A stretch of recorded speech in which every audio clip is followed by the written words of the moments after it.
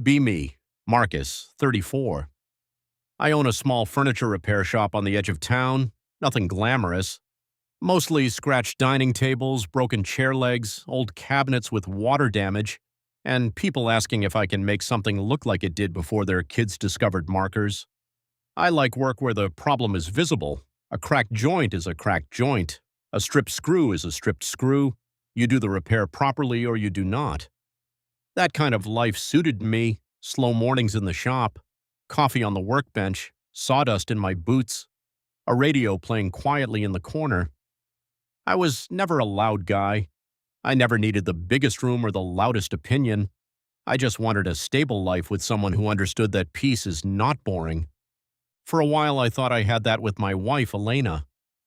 We met at a neighborhood fundraiser where I had donated a restored bookshelf for an auction. She walked over after the event and asked if I had made it myself. She had this calm confidence back then, the kind that made every sentence feel intentional. She was smart, warm, and direct in a way that made people pay attention without realizing they were doing it. She worked in nonprofit communications and always had a cause, a campaign, or some event she was helping organize. At first, I admired that. She cared about things. She had principles. She could sit across from me at dinner and talk about housing policy, workplace fairness, or women being taken seriously in leadership, and she made it all sound human instead of abstract. We dated for 2 years before I proposed. It was simple. No flash mob, no camera crew, just a quiet weekend at a cabin near the lake where we had taken our first trip together. I gave her the ring after breakfast while the fog was still sitting over the water. She cried. She said yes before I even finished the sentence. For the first few years of marriage, things were good. Not perfect, but good in the way real life is good. Bills got paid, dinner got made by whoever got home first. We argued sometimes and made up. We had routines, Sunday groceries, Wednesday takeout, Friday night walks if the weather was decent. I fixed things around the house. She handled the calendar better than I ever could. We were a team. Then, somewhere around year 4, commitment became a dirty word. It did not happen overnight. It came in small comments first. A podcast playing in the kitchen while she cooked.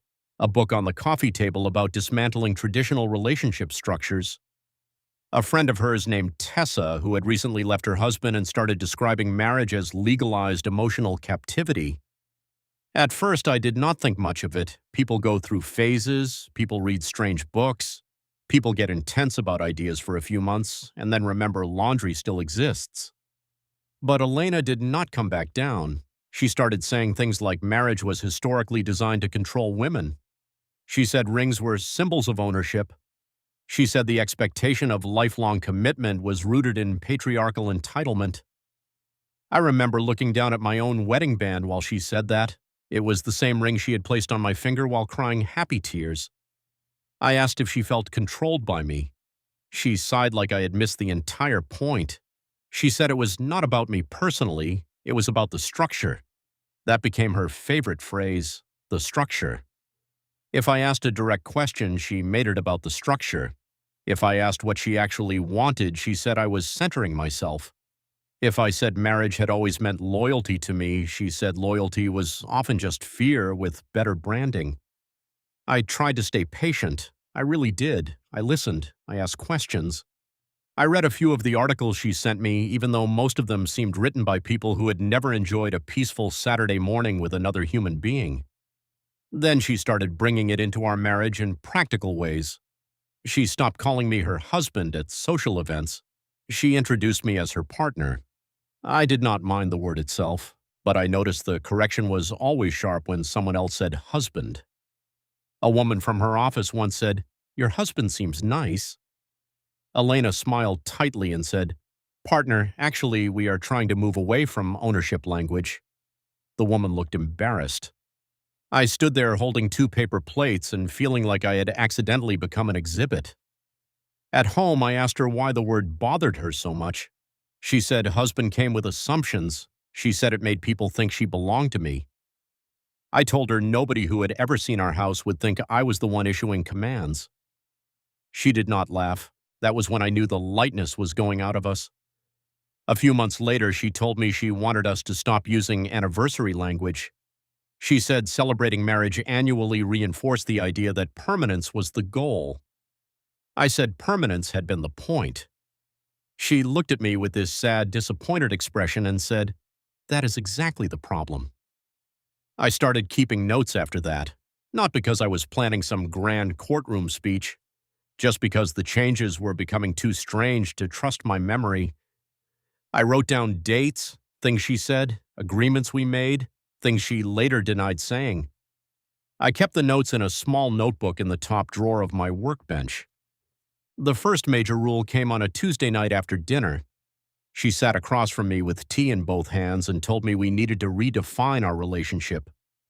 That phrase had the same feeling as hearing a strange noise from the engine right before a long drive. I asked what she meant. She said traditional commitment created pressure. She said pressure created resentment.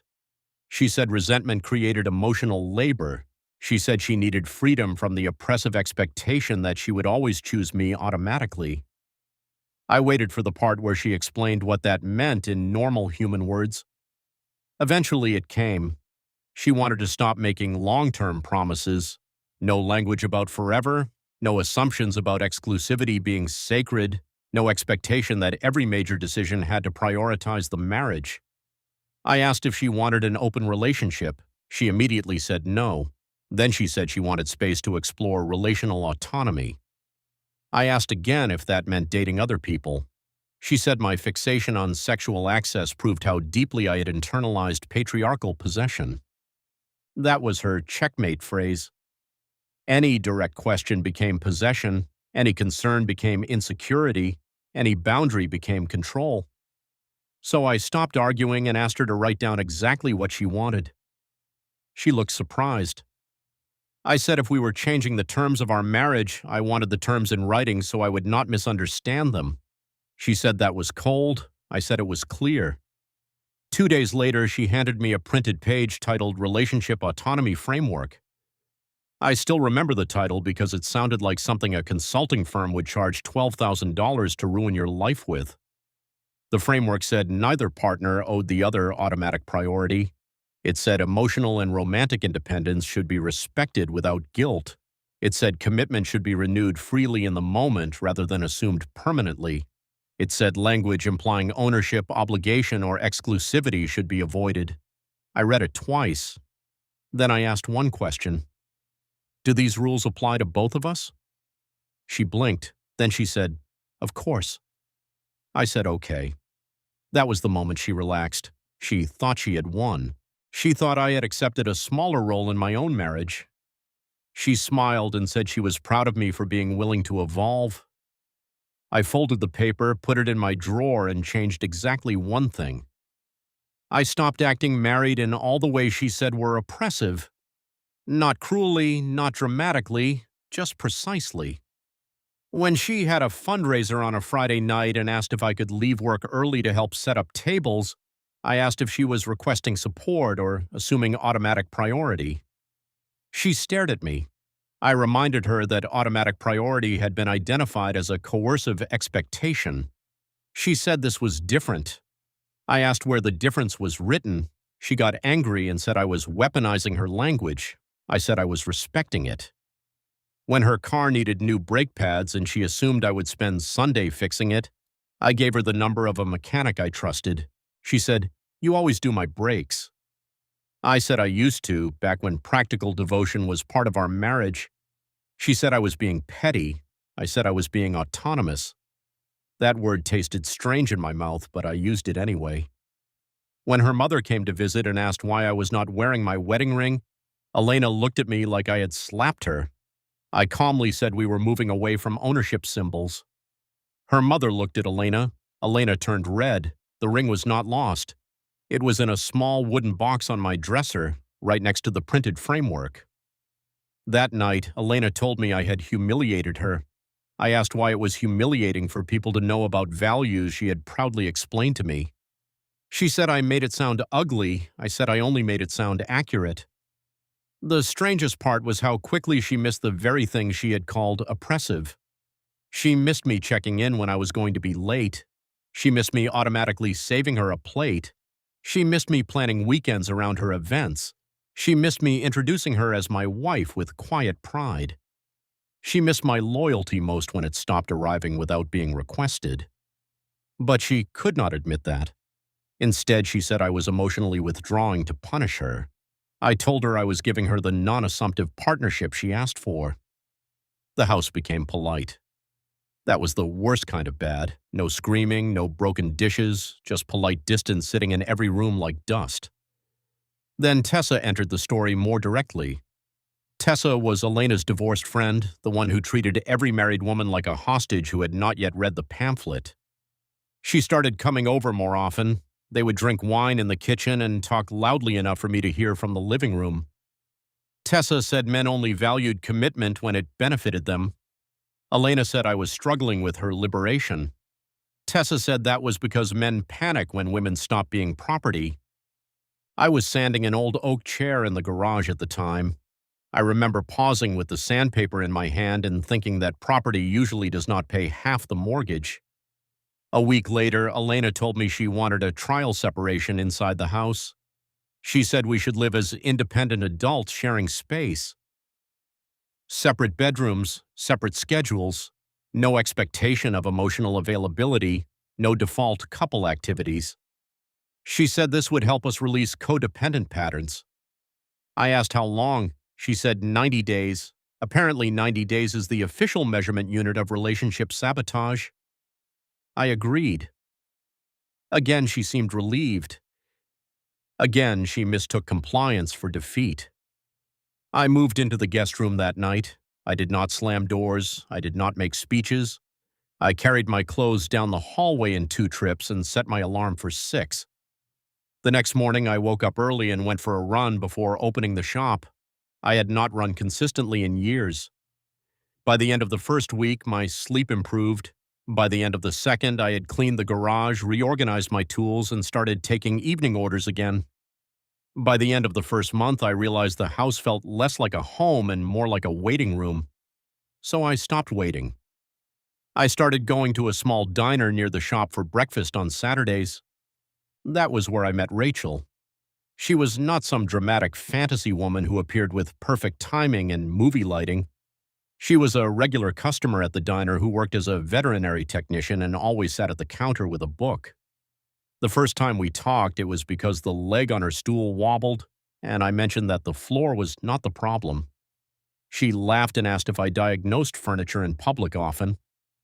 I said only when it looked unstable. She said that applied to most of her dating history. It was easy. That was the first thing I noticed. Talking to her did not feel like walking through a field of hidden wires. She asked about my shop. I asked about her work. She told me about a dog that had swallowed a sock and somehow looked proud of himself afterward. I told her about a client who wanted me to restore a table but keep all the damage because the damage had memories.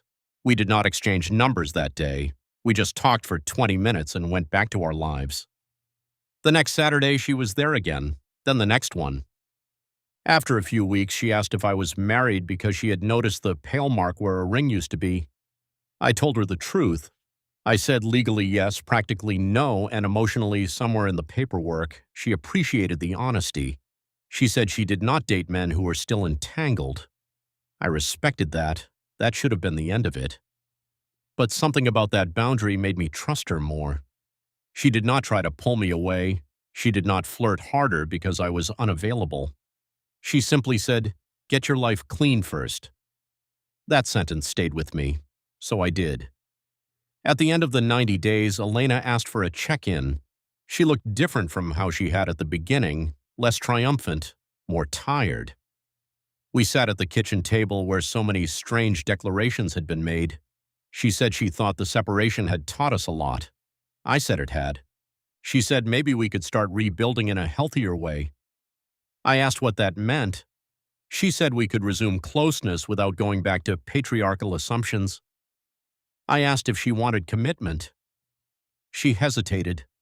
That hesitation told me everything. She said she wanted chosen connection without restrictive labels. I nodded, then I put the printed relationship autonomy framework on the table. It was still folded exactly where I had kept it. I told her I had followed it. I had released assumptions. I had stopped treating her as an automatic priority. I had stopped using ownership language. I had stopped expecting permanence. I had done everything she asked. Her face tightened because she could hear the door closing before I touched the handle. Then I told her I wanted a divorce, not a trial, not space, not a discussion circle with herbal tea and weaponized vocabulary, a divorce. She looked like the word had physically hit her. For a few seconds she said nothing. Then she whispered, "You are throwing away our marriage." I said no. You redefined it until there was nothing left to throw. She started crying then, real crying.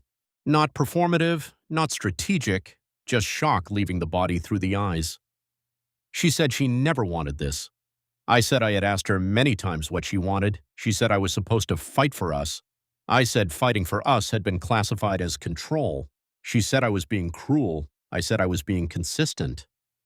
That was the sentence that broke the room. She stood up so fast the chair scraped the floor. She said there was someone else.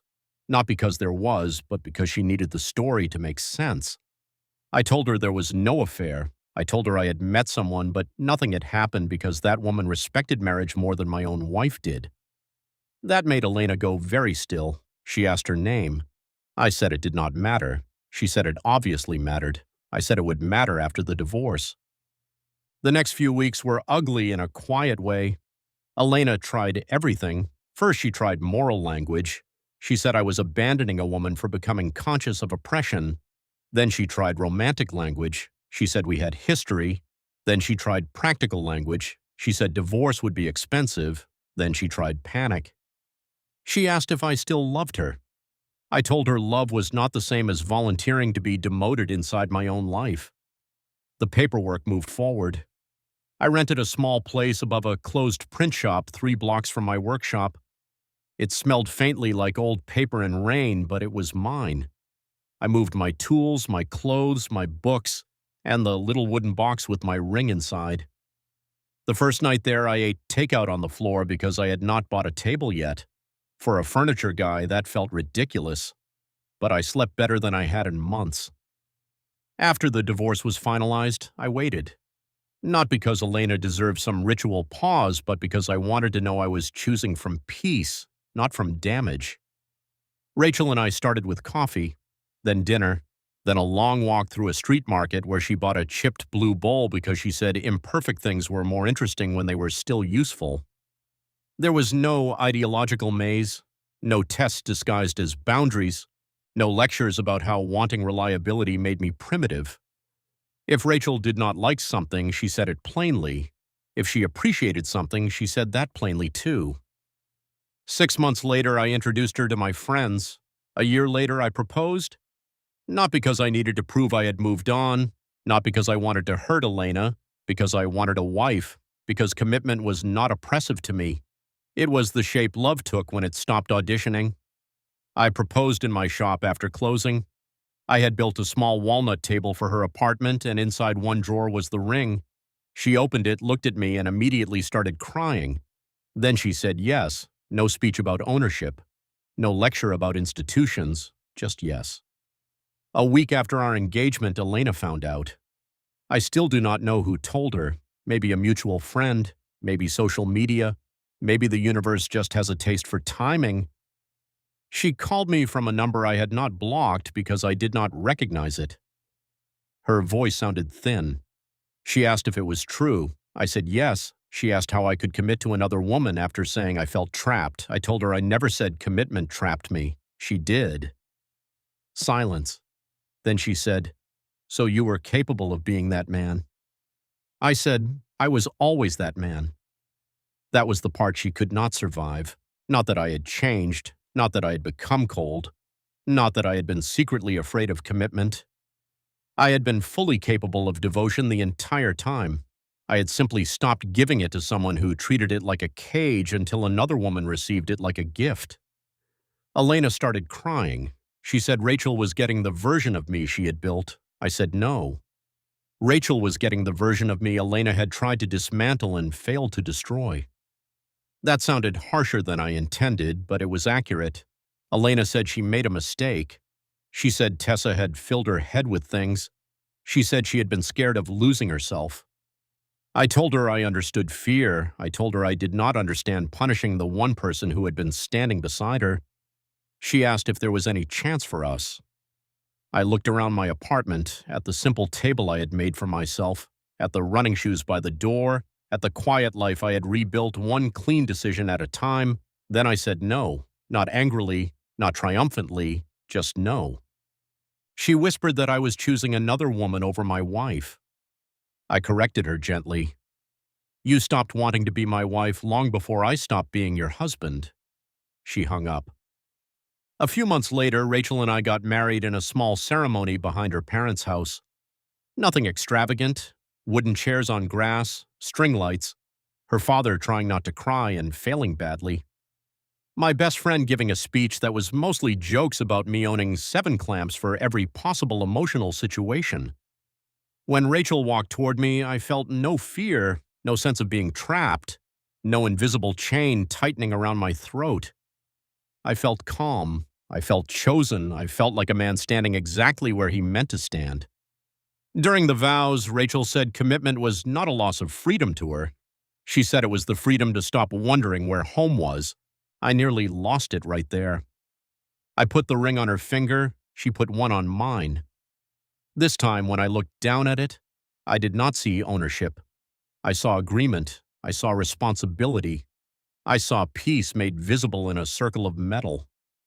Elena sent one final email 2 days after the wedding. The subject line was simply, "Congratulations." The message was short. She wrote that seeing the photos hurt more than she expected. She wrote that she finally understood I had not been resisting her freedom. I had been asking whether there was still room for me inside it. She wrote that she hoped Rachel valued what I gave freely. I did not reply. There was nothing left to repair. Some pieces of furniture can be restored if the wood is still sound. Some break because the joint failed under pressure, and some are taken apart over and over by someone who insists the structure itself is the enemy. At a certain point, you stop reaching for glue, you sweep the floor, you save what can be saved, then you build something new with someone who actually wants a table to stand.